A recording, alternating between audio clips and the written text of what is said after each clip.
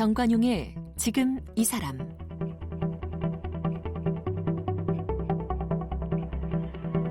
여러분 안녕하십니까? 정관용입니다.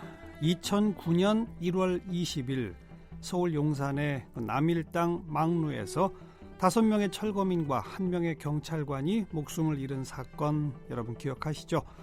내일 모레 20일 그 용산 참사가 10주기를 맞게 됩니다. 당시 용산 재개발 과정에서 경찰과 철거민들의 대치 중에 불이 나서 철거민 5명, 경찰 1명이 목숨을 잃었고 철거민들이 처벌을 받았죠. 지난 2017년 문재인 정부가 연말에 용산 참사로 처벌받은 철거민들에 대해 특별 사면과 복권을 단행했습니다만 10년이 지난 지금도 진상규명을 호소하고 있는데요. 오늘은 바로 이 이야기를 다큐멘터리 영화죠. 2개의 문, 또 공동정범, 이 2개의 다큐멘터리 영화를 만드는 김일란 감독을 초대해서 아직도 현재 진행형인 용산 참사 철거민들의 아픔에 대해 좀 이야기를 나눠보겠습니다.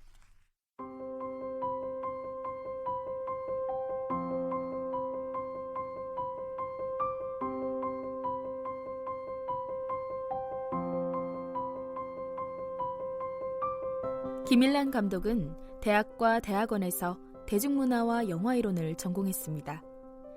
성적 소수문화 인권연대 연분홍치마 활동으로 다큐멘터리를 만들면서 다큐멘터리 영화의 가능성을 깨닫게 됐는데요. 동료들과 함께 때로는 감독으로, 때로는 스태프로 참여하며 커밍아웃 3부작을 비롯한 다수의 영화를 만들었습니다. 그리고 2005년 선배에게 빌린 카메라로 기지촌 성매매 여성들의 삶을 기록한 장편 다큐멘터리 마마상으로 데뷔했습니다. 이후 그녀의 삶은 늘 카메라와 함께했는데요. 4.16 세월호 참사 미디어위원회 팀장을 비롯해 성소수자 차별 반대 무지개 행동에 동참했고 용산 참사 진상규명위원회를 도와 재판 과정을 기록하기도 했습니다. 작품으로는 3XFTM, 용산 참사를 다룬 영화 2개의 문과 공동전범 등을 연출했는데요. 특히 다큐멘터리 2개의 문은 당시 한국 다큐멘터리로서는 매우 이례적인 7만 관객을 동원하기도 했습니다. DMZ 국제다큐영화제 최우수 한국 다큐멘터리상과 관객상, 올해의 독립영화상 등을 수상했고 지난 연말 여성영화인상을 수상했습니다. 2012년에는 대한언론 뉴스타파 시즌2의 앵커로도 활동했습니다. 네, 용산 참사를 다룬 2개의 문 그리고 공동정범 2편의 다큐멘터리 영화를 만드신 김일란 감독 초대했습니다. 어서 오십시오. 네, 안녕하세요. 네, 벌써 10년이네요. 네, 10년이 지났습니다. 10년 전 그 2009년 1월 20일 날 어디서 처음 이 소식 들으셨어요? 뭐 하시다가? 많은 분들이 제가 용산 참사 다큐를 만들었다고 하니까 제가 그 2009년 1월 20일 현장에 있었을 거라고 생각들을 많이 하시는데요. 사실은 그때 무슨 저희가 만들고 있었던 다큐멘터리가 있어서 네. 작업실에서 밤을 새고 그러니까 동료들하고 같이 아침을 막 먹으려고 하는데 갑자기 누군가가 TV 보자 막 이러면서 네. 어딘가에 불이 났다고 하면서 사람이 죽었다는 거예요. 그래서 저희가 부랴부랴 이제 TV를 켜고 봤는데 어마어마한 사건이 발생을 했고 네. 되게 안타까워했던 기억이 납니다. 그냥 안타까워했던. 근데 네. 그로부터 10년 세월 바로 이 용산 참사와 그 철거민들과 이렇게 끈끈하게 계속 이어지리라고는 예상도 못하셨죠? 전혀 그죠? 예상도 못했던 일입니다. 네. 해마다 요맘때쯤 되면 그분들은 더 아파하신다면서요? 저희끼리 하는 얘기가 있는데요. 용산 참사에 대한 기억은 떠오르는 것이 아니라 찾아오는 것이다라는 얘기를 좀 많이 해요. 찾아온다? 네, 기억이 저희를 찾아온다. 그러니까 떠올리고 싶지 않아도 그 기억이 어느 때부터 딱 12월 정도만 되면 12월부터 네, 기억이 찾아온다. 이런 얘기를 좀 많이 하셨거든요. 그래서 정말 마치 몸에 알람이 울리는 것처럼 기억이 찾아오게 되고 불면증에 시달리거나 아니면 이제 약을 먹게 되거나 트라우마 때문에 우울증 약을 먹게 되거나 대인기피가 생기거나 하는 증상이 10년이 지난 지금도 네. 계속된다는 말씀들을 많이 하세요. 네. 이제 10년 맞아서 뭐 오늘 밤에 무슨 문화제 예정이라고? 네, 이따 7시에 이제 문화제, 추모 문화제가 있습니다. 그리고 20일 날은 무슨 뭐 기념식 같은 것도 있습니까? 네, 그 5분을 모신 그 마석 묘지에서 추모제가 진행될 예정입니다. 네. 다시 돌아가서 2009년 그날은 그냥 참 끔찍한 일이 벌어졌는데 안타까웠는데 2012년에 2개의 문을 만드셨죠? 네. 그리고 2018년? 16년에 완성되었고요. 극장 개봉은 2018년에 했습니다. 공동정범. 네네. 우선 2개의 문부터 시작을 해봅시다. 어쩌다가 거기에 이제 관심을 갖고 영화를 만들겠다 생각하시게 됐어요? 제가 이제 다큐멘터리를 찍는 감독이기도 하지만 원래 처음에 시작은 인권활동가로서 네. 이제 활동을 이제 시작을 했는데요.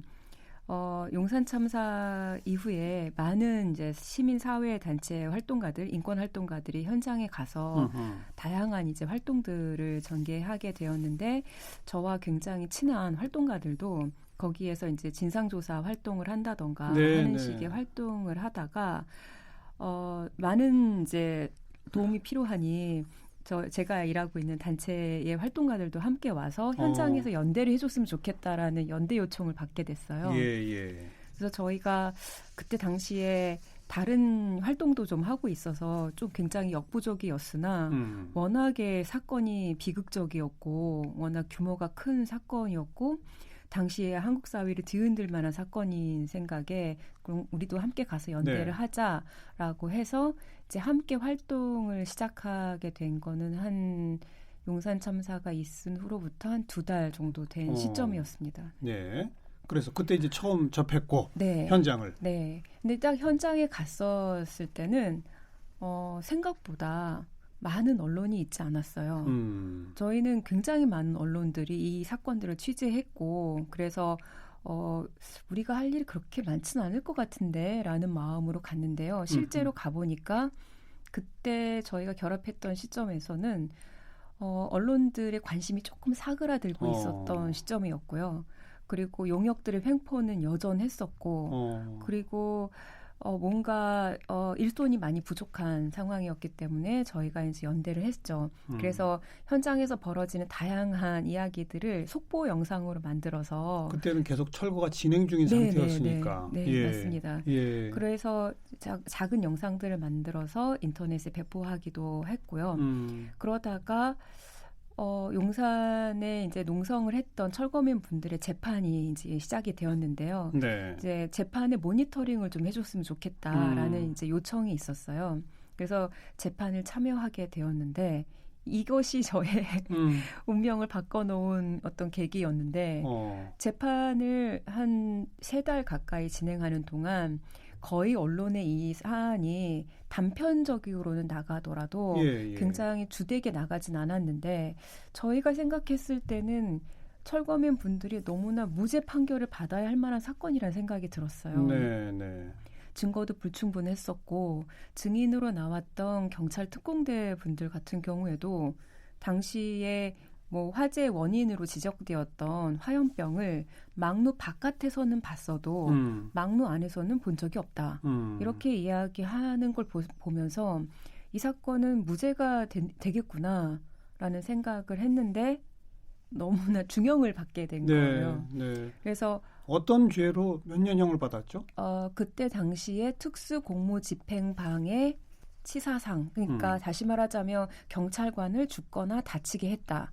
불을 일부러 내서 라는 제목이었던 거죠. 근데 너무나 억울했던 것은 화재의 원인이라는 것이 당시에 국가수에서도 화재의 원인은 밝힐 수 없다라고 분명히 이야기가 됐음에도 불구하고 그런데 그 철거민들이 불을 지른 걸로? 네네, 그렇죠. 그래서 저희는 너무 놀라기도 했었고 그래서 몇 년형 받았죠? 그때 1심에서 6년, 7년 정도 받았고요. 최종으로 대법원 판결은 4년형, 5년형 정도가 받았습니다. 그래서 이 사안을 알리는 게 저한테는 되게 중요하다고 생각을 했고 그리고 이제 영화를 만들어야겠다고 생각을 했는데요. 그때 저한테 믿음이 하나 있었던 것 같아요. 어떤 믿음이요?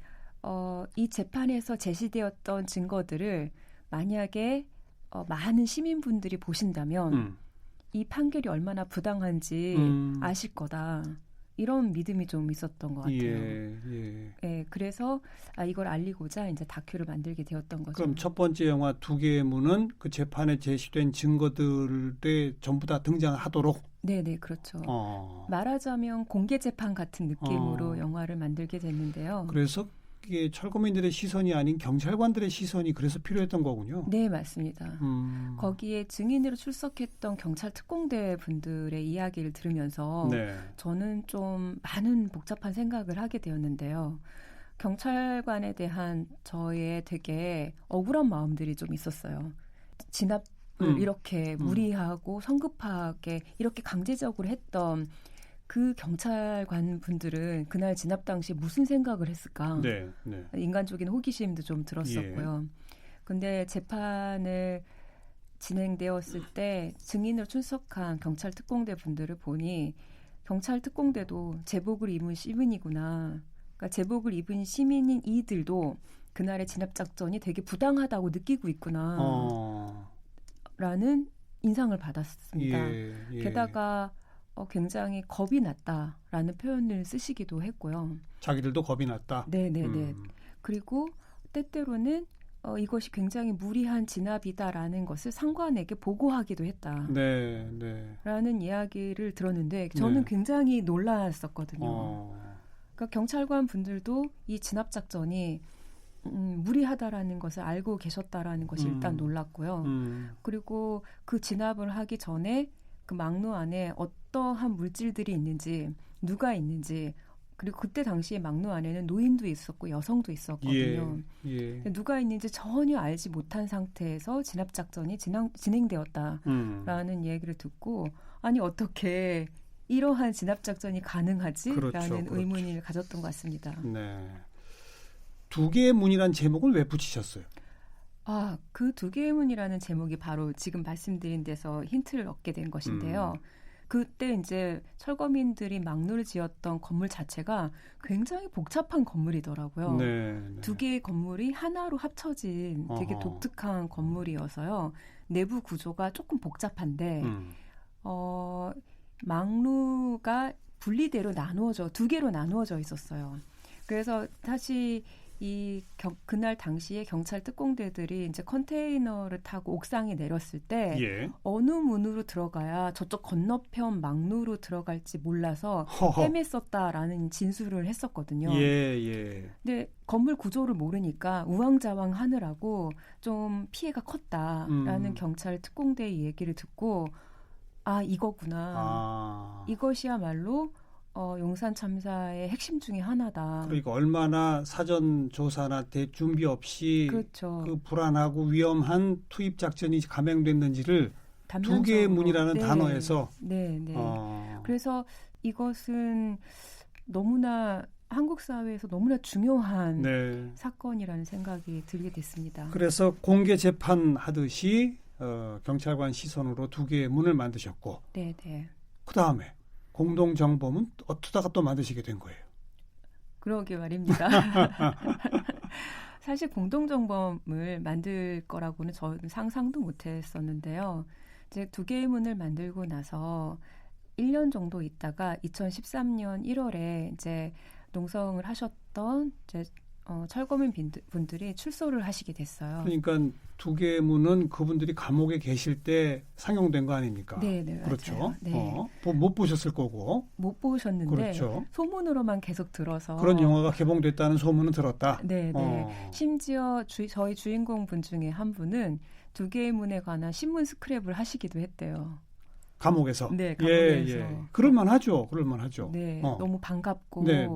그래서 어쨌든 그분들을 이제 출소하시고 나서 한번 뵀는데 그분들이 자신들의 기억이 사라지기 전에 이제 뭔가 기록을 남겼으면 좋겠다라고 하셔서 이제 그날 무슨 일이 있었는지 이제 인터뷰 기록을 남겼는데요. 인터뷰 기록을 남기다 보니까 이분들의 이야기로 다시 한번 용산 참사에 대한 이야기 다큐멘터리를 제작해야겠구나라고 생각이 들었고요. 네. 어떻게 보면 그분들의 적극적인 요청도 좀 있었기 때문에 그렇군요. 예, 시작을 하게 됐습니다. 네. 그때 모두 몇 분 정도가 그 건물 막루에 계셨고 5분은 돌아가셨고 이제 감옥 가신 분도 5분인가요? 아니요. 감옥에 가신 분은 모두 9분. 9명. 네. 어. 그날 막루에 한 40명에서 50명 채 안 되는 숫자가 농성을 하셨다고 알고 있고요. 1차 진압을 하는 과정에서 대략 많은 분들이 연행되어서 나오셨고 네. 이제 끝까지 저항을 하셨던 분들이 모두 14분. 그중에 5분은 돌아가시고 끝까지 저항했던 9분은 이제 형을 살게 감옥에 되셨고. 가시고. 네. 네.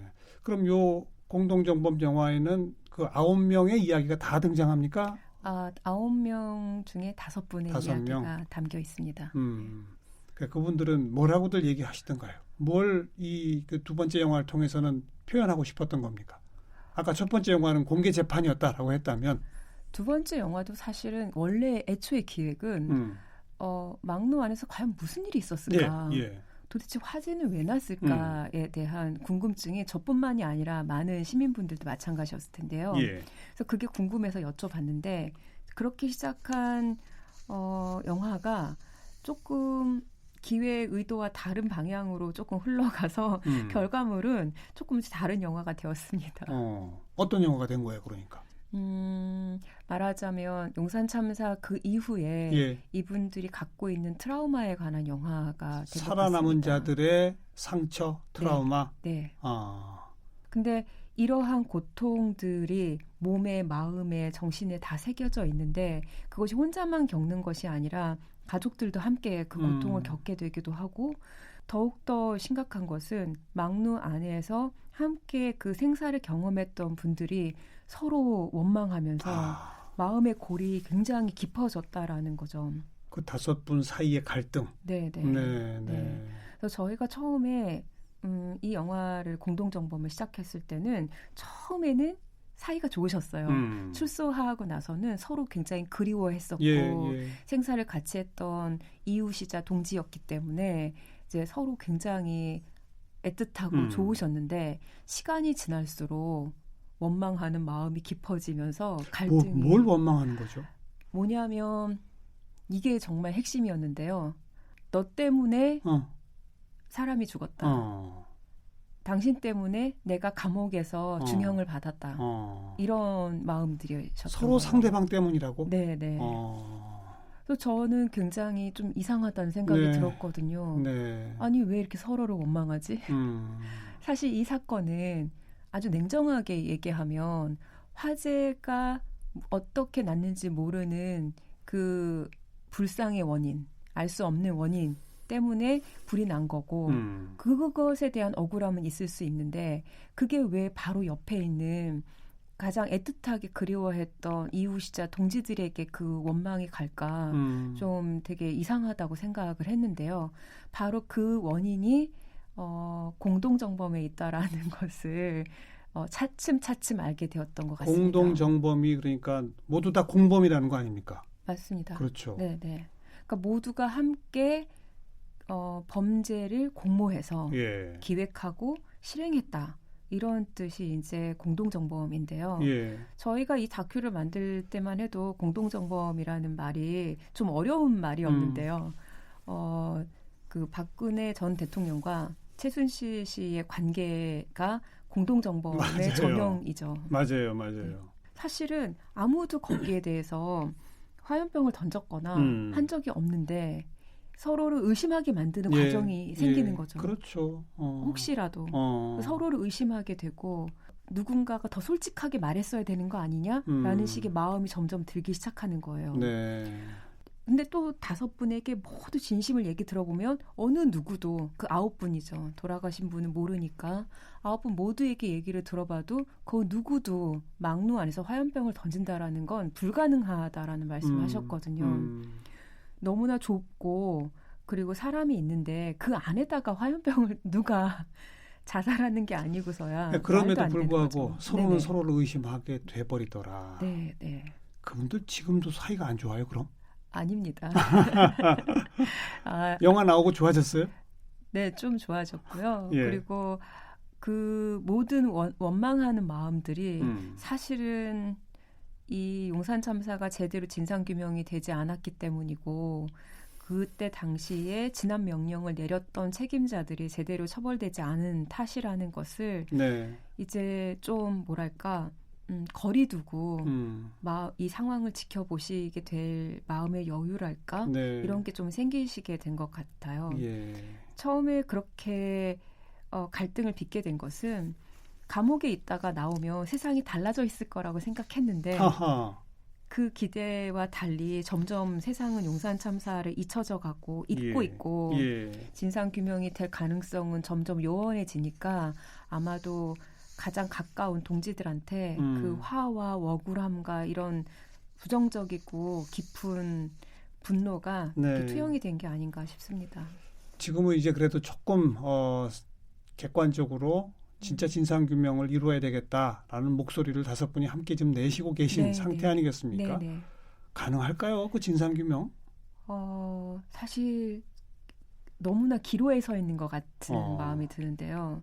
이제 검찰 과거사 진상조사단에서 조사하고 있는 사건 중에 용산 참사도 있는데요. 네. 아시는 분은 다 아시겠지만 이 검찰 진상조사단에서 조사를 하는 과정에서 당시에 현직 검사들이 외압이 있었고 그리고 그 외압 때문에 제대로 된 진상조사를 하지 못했다라고 하는 것이 밝혀진 상황이잖아요. 네. 네. 너무나 안타깝고 사실 검찰에서 밝힐 사실이 진짜 너무나 많은데 이것이야말로 마지막 희망 같은 상황인데 이것을 놓친다면 앞으로 굉장히 요원해지겠다라는 그러니까요. 생각이 듭니다. 네. 이 마지막 기회가 제대로 꼭 이루어졌으면 좋겠다. 이런 바람을 갖고 있습니다. 그러니까 검찰이 과거사 조사를 하는 거는 과거에 검찰력을 잘못 사용하고 어떤 점을 잘못했던가 그걸 조사하는 거잖아요. 네, 맞습니다. 그래서 그 당시에 진짜 왜 화재가 발생했고 왜 무리한 진압을 하게 됐는지를 제대로 조사하려고 하는 걸 못하게 했다. 네, 맞습니다. 그걸 지금 밝혀낸 거잖아요. 네, 네, 네. 그럼 어쩌면 거기서 활동을 끝낼 수도 있거든요. 사실은 핵심은 이제라도 다시 제대로 된 진상조사를 해야 되는데 네, 맞습니다. 근데 그것의 주체는 검찰이 되기는 어려운 거 아닐까요? 네, 그래서 이제 여러 이제 진상조사단 자체가 이제 검찰과 변호사, 다른 이제 민간조사단들까지 함께 이제 조사를 진행하고 있는데요. 그 조사 과정 자체가 제대로 이루어지지 않고 있으니 예. 실제로 지금 철거민 분들은 너무나 억울한 상황이고요. 그래서 철거민 분들이 뭐 예를 들자면 이 모든 것이 죄가 없다라고 말하는 게 아니고요. 그러니까 점거 농성을 했다. 이런 부분에 대해서는 불법 점거 농성을 했거나 한 부분에 대해서는 당연히 처벌을 받겠다라는 거죠. 예. 하지만 부당하게 억울하게 형을 살았던 거, 특히나 자신들이 화염병을 던져서 동료를 죽게 만들었다는 거, 그런 가해자이고 또 테러리스트라고 또 네. 한참 불명예스러운 이름을 얻게 된 부분들의 명예회복을 해달라고 하는 것인데요. 그것이 되어야 복권이 되니까요. 그렇죠. 근데 그 지점이 제대로 이루어지지 않고 있는 것 같습니다. 기로에 서 있다는 표현이 바로 그 점인데요. 네네. 함께 일단은 좀 10년을 맞아서 더 한번 목소리를 내고 좀 기대해 보도록 하고요. 네. 네. 이렇게 10년을 용산 또 그분들과 함께 하셨네요. 어쩌다 보니. 네, 그렇습니다. 어쩌다 보니. 네. 한마디로 용산은 우리 한국 사회에 뭘 말해준다고 생각하세요? 저는 국가가 국민에게 어떤 존재여야 하는가에 대한 질문을 만든 사건이 아닐까라는 생각이 드는데요. 뭐 그 이후에 세월호 참사도 마찬가지고 지금 벌어지고 있는 여러 가지 사건들도 마찬가지지만 때때로 국민들은 저희 이제 두 개의 문의 이제 기조 같은 건데요. 말하고자 했던 핵심은 국민들이 때때로는 무리한 요구를 할 수 있다. 비합리적인 요구를 할 수 있다. 근데 그 비합리적인 요구를 하기 때문에 무조건 처벌하고 그리고 진압하는 것이 우선은 아니라는 거죠. 그 요구가 무엇인지 들어보고 그리고 합리적으로 그 문제를 풀어가야 하는 것인데요. 그런데 그럼에도 불구하고 용산 참사 같은 경우에는 저항하는 국민들을 바로 그 목소리가 무엇인지 뭘 요구하는지 들어보지도 않고 그것도 경찰 특공대를 투입해서 진압을 했다라는 것은 말도 안 되는 사건이었다고 생각을 하고요. 네, 네. 그래서 우리에게 국가란 어떤 의미여야 하는가에 대한 질문을 만든 사건이 아닌가 싶습니다. 이제 국가는 좀 제대로 가고 있나요? 저도 그 부분에 대해서 많은 생각을 하게 되는데요. 예. 어떤 부분은 너무 반갑고 감사한 흐름이 있는 것 같고 어떤 부분은 어떤 정권이건 어떤 정부가 들어서도 고질적이고 지속적인 문제가 반복되기도 해서 그 문제는 정부와 상관없이 우리가 모두 함께 해결해야 할 어떤 문제가 있는 것은 아닐까 뭐 이런 생각도 하게 되는데요. 제일 고질적으로 반복되는 문제가 어디서 보입니까? 제가 생각했을 때는 일단 이 노동에 관한 부분인 것 같아요. 네.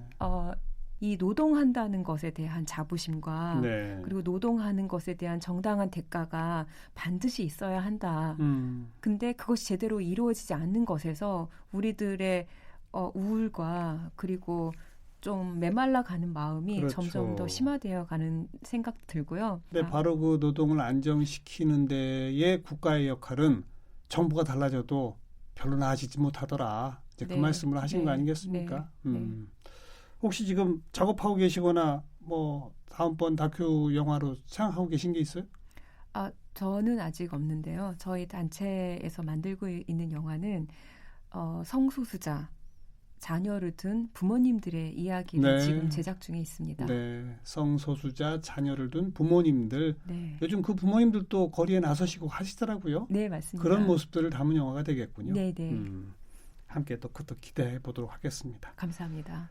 오늘은 지난 10년 용산 참사의 기록을 대중들과 함께 기억하고 또 남기기 위해서 2개의 영화로 만들어내셨던 김일란 감독을 함께 만났습니다. 고맙습니다. 네, 감사합니다.